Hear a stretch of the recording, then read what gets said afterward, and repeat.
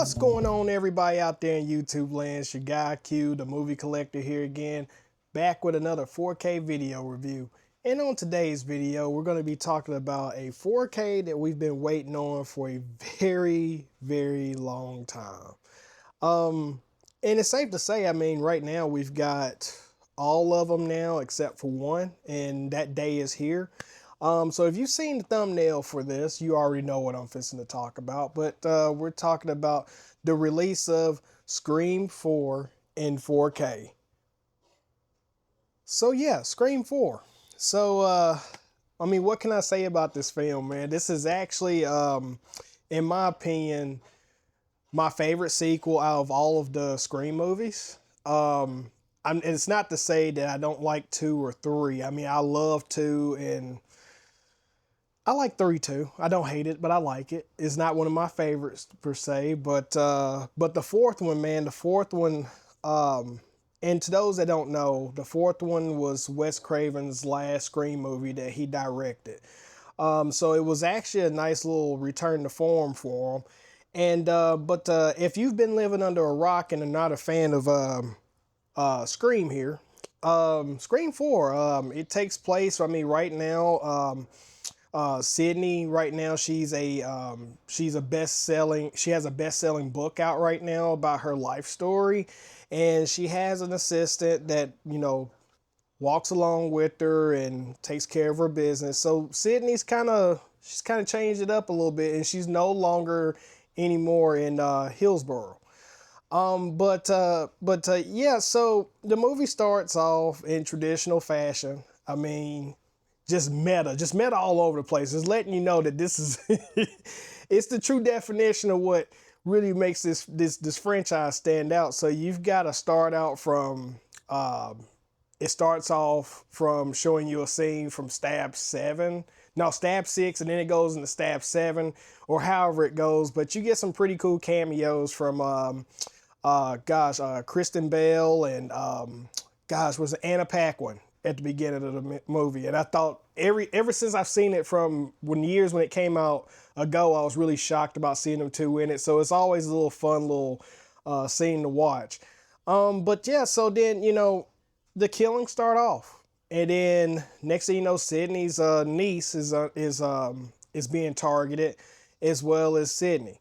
But I won't go too farther into the movie because I got a lot to talk about with this, but just know that the fourth one has always been one of my favorites.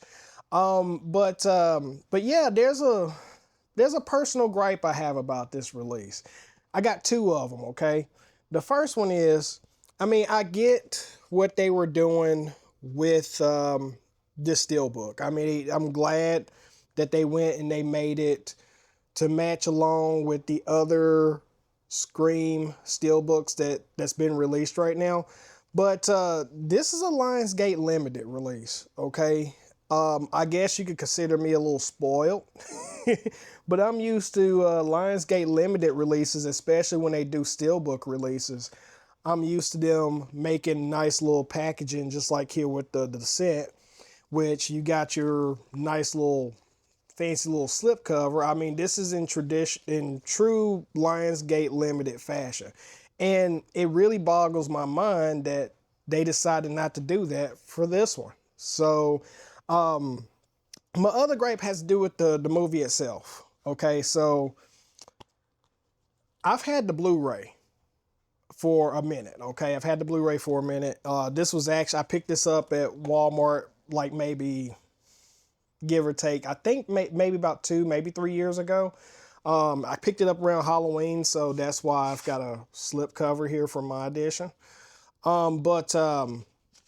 Yeah, so there's a little gripe here. So when you pop this in, you get the nostalgic Dimension Films logo that shows up at the beginning. When you play this one, the very first, I mean, right when it opens up, there's no Dimension Films logo. I don't know if it has to do with something about about it being part of Weinstein's company or whatnot, but there's no Dimension Films logo at the beginning of it. And it sucks, man, because when you think Scream, you think of that opening. All you get is, you know, the horror horror version of Lionsgate opening up, and it's complete silence. It's complete silence. It just feels weird. You don't even hear the gears grinding or anything. It's just that animation graphic. It pops up on the screen and then the movie starts. So missed opportunity here, guys. Very, very big missed opportunity. With the special features anyway, I mean, they give you everything with this. So you get the legacy special features. Now, I'm not sure if the normal 4K that came out with the normal slipcover, if it has everything that this edition has in it. But one thing I'll tell you is that everything that was on this release is also on this release as well. But what you get in here that's different, you do get some Lionsgate Limited extras, and here I'll show you guys here if you guys want to see it. You guys want to kind of pause it there and take a good look at that. But yeah, what you get here, you get the meta Scream, which it goes into the whole meta portion of what makes Scream special. And then you've got rebooting the franchise, Scream 4 Revisited, which I thought that was a really nice little featurette. Obviously, Neve Campbell's not a part of this, and Wes Craven, God, Lord rest his soul, he's not in here as well. But you get a good chunk of the cast in here. You don't get Emma Roberts, of course, or Kieran Culkin, I think is his name. You know, Macaulay's younger brother. But anywho, you don't get him in this as well. But you get everyone else that was in Scream 4, and they talk about how it was to make the movie, what kind of person Wes was. And then you get one really cool extra in here that's called Ghostface Revealed, which you get the voice of Ghostface. I forgot what the dude's name was, but you see him turn it on and off as he's talking as the voice of the Scream franchise. And it's really cool. It's really cool. I hope he actually attends Scarefest one year.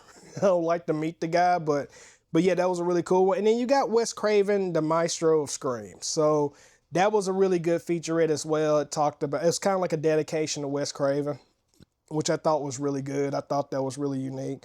But yeah, they packed in some new extras on here. Like I said, I don't know if this is like a Lionsgate Limited exclusive with the special features or not, but I thought it was a really nice touch. But let's talk about the transfer. Now, I will say, this is just for further knowledge anyway. I don't watch reviews, other people's reviews until after I've done mine. So no offense to anyone else, I just don't like to play the whole copycat ordeal. But I thought the transfer looked pretty good. I thought it looked amazing. Now, I will tell you firsthand, I'm not the biggest fan of the lens glare, but I understand that's part of how it was shot. So I will say this to a lot of people who like the lens glare in here. I don't want to hear you talk any mess about the Kill Bill films because it's kind of the same thing. But this one, I mean, yeah, it's an amazing transfer. Amazing transfer. I thought the sound on it, they give you a Dolby Atmos sound on here. Now it wasn't too huge of a difference between that and the DTS Master Audio track. But there were some key scenes where that Atmos did come into effect. Like, for example, when Sydney's assistant gets dropped from the roof, you hear her screaming at the very top and then blop. So you do get that kind of an Atmos effect, but it's not everywhere. But it's a nice track. It's got a lot of nice LFE in it. I thought it sounded fantastic. Now, the elephant in the room, because after the fact anyway, I have seen some things come about with this film, well, with this transfer anyway, that a lot of people are having different experiences watching this movie. I'll be straight up honest with you. I popped it in my Panasonic 820. I did leave it on the Dolby Vision, and I did not notice any of those sudden, bright increases where it turns on and off. I didn't notice any of that. And it may be because, I don't have an OLED TV. So maybe that happens to a lot of people with OLEDs. I'm not sure. I'm not a massive techie in that space, but I have seen a lot of people talking about that. I did flip it back and forth between Dolby Vision and HDR10. Honestly, I couldn't really tell a huge difference. I would say probably the HDR10, it maybe looked a little tad colorful than the Dolby Vision. But overall, to me, you're going to have the same experience. But I would say that's probably the biggest thing about this movie is that you're going to have a different experience watching this film through different players as well as different televisions. And I don't have an OLED in my house. I don't believe in using OLED. Don't judge me. I'm not going to spend that absurd amount of money. But yeah, I honestly thought the movie looked great. But yeah, that's Scream 4. I would say honestly, I mean, if you're a big Scream fan and you want to complete the entire collection in 4K, owe it to yourself and pick this up. I thought this was a really nice release from Lionsgate. I won't say Lionsgate Limited, but Lionsgate as a whole. But yeah, that's the review. And if you guys enjoyed the review, make sure you guys like, comment, and subscribe below. I want to hear what you guys' experiences were if you picked this movie up. Did you notice any of those differences watching the film in Dolby Vision or not? Because I want to hear about them. What players did you guys use to play it in? I want to hear about that as well. But yeah, as you know, we're close approaching 500 subs. So a lot of those people who've been driving by watching the film, watching my reviews, make sure you hit that subscribe button. Seriously, man, I really do appreciate it. And to everyone that's been watching along, I definitely do appreciate you. I don't know how much that means to me, you guys. So, but until next time, I'll talk to you guys later. Peace.